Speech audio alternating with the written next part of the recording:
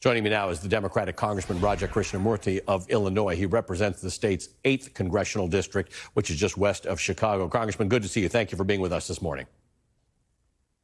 Thank you, Ali.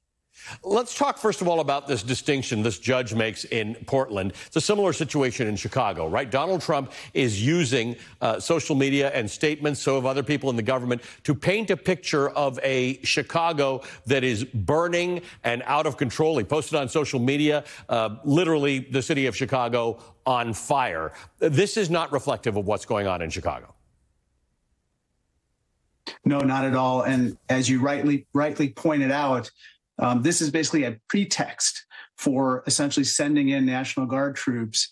And by the way, that judge in Oregon was a Trump-appointed judge who basically issued the temporary restraining order with regard to the National Guard.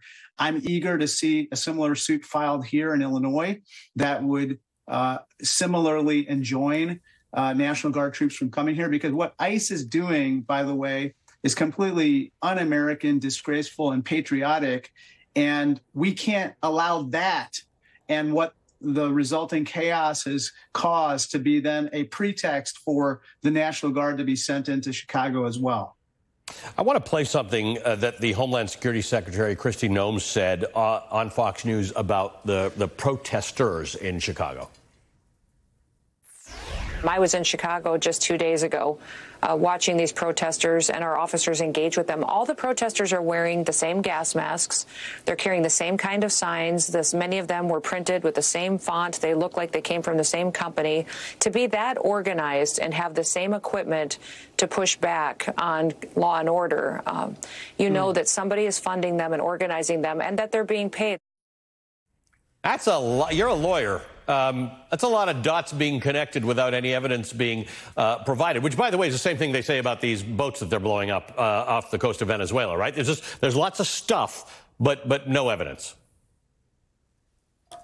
No, there's no evidence. And again, Noem is abusing her power, and that's why I'm calling for her to come before the Oversight Committee. She needs to answer for what she's been doing. She needs to be held accountable.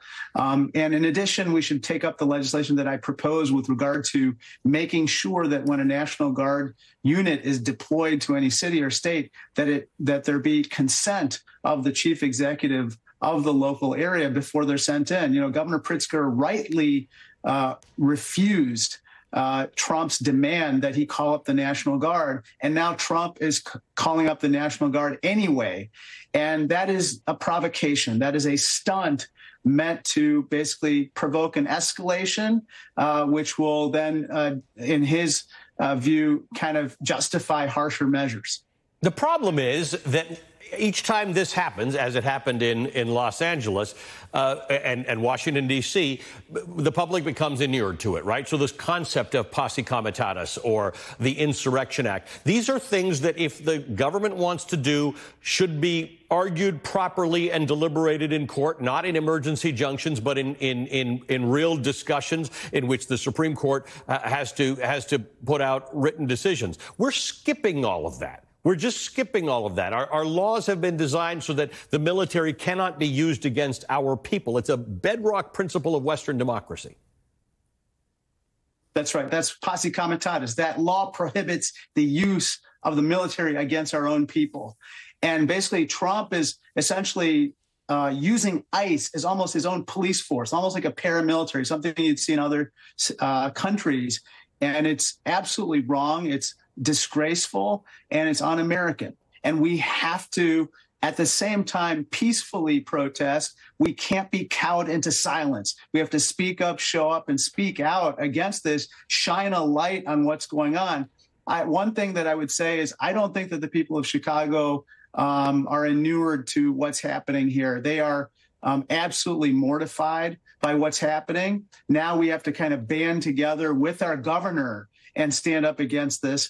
I'm eager again to see that lawsuit being filed, because I think that will be a important moment to at least delay the deployment of these National Guard troops. Well, I saw you and Governor Pritzker and other lawmakers from the area several times, and at no point in any of your press gatherings did you all not say peaceful protest. I just spoke to your colleague, Pramila Jayapal, who used strike language, right? Strike ready and street ready. And someone in Arizona said she should be hanged for it. There's this weird confluence of people who are calling for peaceful, lawful protest being accused of fomenting violence and insurrection.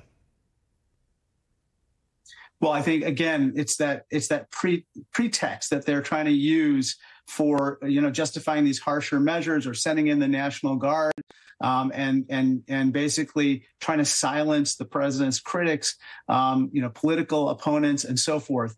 We can't fall for the bait and act in any way violently.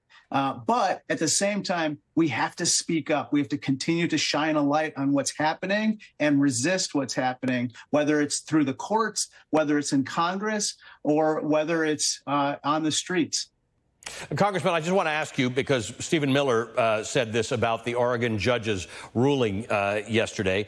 He said, legal insurrection. The president is the commander-in-chief of the armed forces, not an Oregon judge. Portland and Oregon law enforcement, at the direction of local leaders, have refused to aid ICE officers facing relentless terrorist assaults and threats to life. This is an organized terrorist attack on the federal government and its officers, and the deployment of troops is an absolute necessity to defend our personnel, our laws, our government, public order, and the republic itself. Now, on one hand, Congressman, that's Stephen Miller.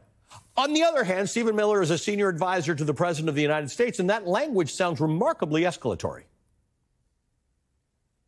It does. And I think that, this is kind of hallmark Stephen Miller at this point. At the same time that he says that, we should not be cowed into silence, and we have to continue to prosecute our case in the courts and otherwise. And we have to, quite frankly, bring it to the public's attention as we continue to ask for their support going forward. We have a government standoff right now as well. I think the president is trying to distract attention from his weak position with regard to the government standoff, as well as the Epstein files, as well as the mismanagement of the economy, as he tries to send ICE into cities and try to deploy the National Guard. We have to continue to shine a light on those other issues as well, even as we deal with the current situation in Chicago. Congressman, good to see you as always. Thank you for joining us. The Democratic Congressman Raja Krishnamoorthi of